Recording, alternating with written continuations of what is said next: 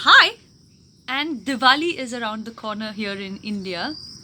And Diwali is a festival of giving and receiving and love and lights, and it's basically one of India's bigger festivals. And that brings to my mind lifestyle choices. That's Oslo, by the way. That brings to my life lifestyle choices. So here's a video on demystifying my lifestyle choices, but also generally lifestyle choices. I think a core question that we can begin with in the story of choices that we make for a more sustainable and conscious lifestyle is, what do I want and what do I need? So the concept of desire and want, desire and requirement. If COVID taught us anything, it was basically the fact that consume what is essential, and look at what that did to world economies, right? Consuming what was essential has collapsed world economies. It was all COVID said was, go out and buy what you need, don't splurge, don't go and hoard, just sort of get in what you actually require for survival at this moment. Lifestyle choices. So when I started out, I mean, everybody knows now that I live on a farm, I live in a tent, so I've made a massive lifestyle choice of not living in the urban environment and living closer to the earth. But that wasn't easy. When I first came to the farm, living at the farm provided its own challenges. It essentially meant that I had to relook at how I consumed almost everything, because we don't have a waste collection system at the farm, which means I have to haul out my own waste ever so often, which means I had to figure out a way to reduce my dry waste. All the wet waste at the farm gets composted, so all the wet waste that I create goes into compost pits or our small biogas unit.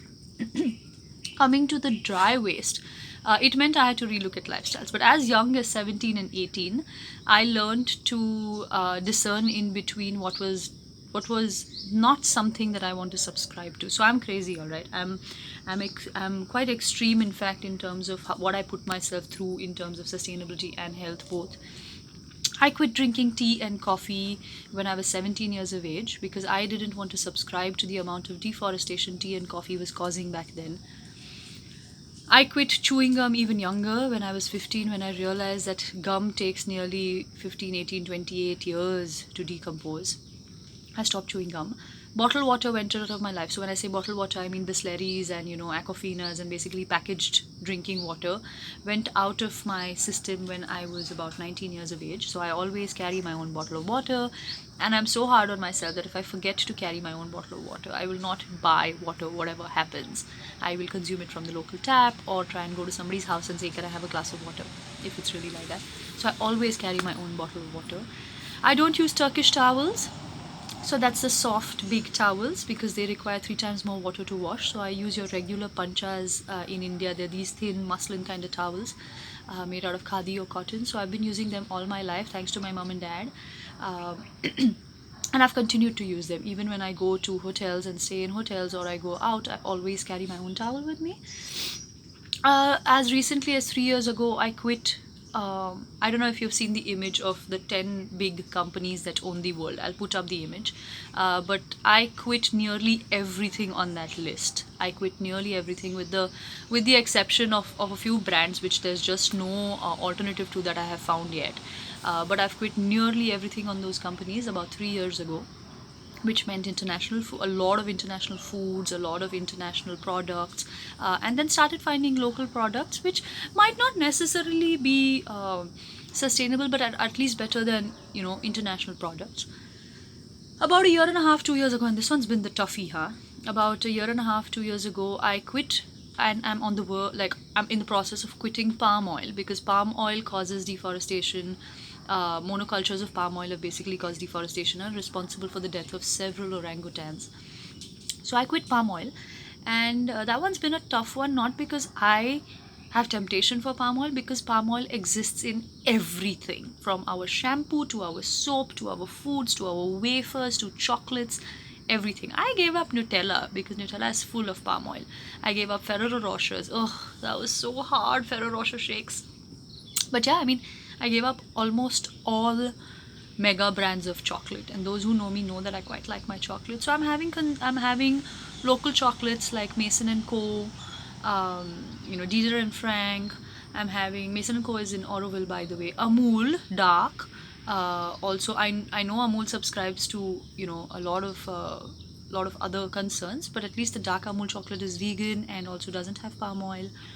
Then there are a lot more very very local brands like Earth Loaf.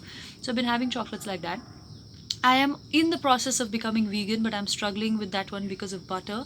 I haven't been able to find an alternative to butter that has not got palm oil. So I'm looking for, so any suggestions on the butter, bring it on. But butter is kind of like my Everest right now. I'm unable to find an alternative to regular butter. Almost everything else has gone up. I quit silk and leather a few years ago as well. And I remember in my brother's wedding, when we were shopping, looking for saris, and silk is, is grandeur. And I couldn't find a silk sari, and I had to go through a process of convincing my parents that I intend to not wear silk. I, in fact, intend to go through the want and desire policy of I do not want to buy a new sari, which I'm going to wear once in my brother's wedding and not wear again. So I actually borrowed a friend's sari, got a new blouse made, and wore a friend's sari. It took a process of convincing my parents. But those are some of the lifestyle choices that I made. Of course, am I close to a zero waste life? No, because everything comes in packaging. I'm trying as much as possible wherever it is an option to reduce my waste. Simple tips that I can give to moving towards a little more sustainable stuff is, you know, uh, avoid stuff that has excessive packaging. Try and go to local stores, local kiranas, local corner shops. India is blessed that we don't only have to shop in mega marts and big malls. We have so many small businesses that we can support. So go to local shops. In the old days, when I say old, like in my life when I was a teenager, mom used to give us dabbas and we used to go to, the hotel and get stuff in our own containers. We didn't need plastic containers. Support home bakers and buy breads from home bakers. Support small shops that do homemade goods. Diwali is around the corner. Support, home enterprises that are giving you healthy, happy, homemade, non-preservative food. There are so many options if you're looking. The biggest bane to zero waste living, or the biggest thorn on the side of lifestyle choices, is convenience. And yes, sometimes some of these choices are inconvenient because you have to put them in your planning, but what is good for the environment essentially ends up being good for us as well, and vice versa. When we make better choices for ourselves, we make better choices for the environment. So I have a huge list of things I refuse.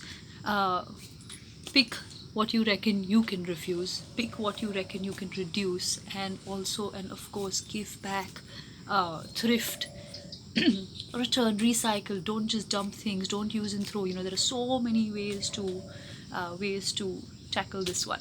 Thanks for listening to the Demystifying Lifestyle Choices, and I will see you soon.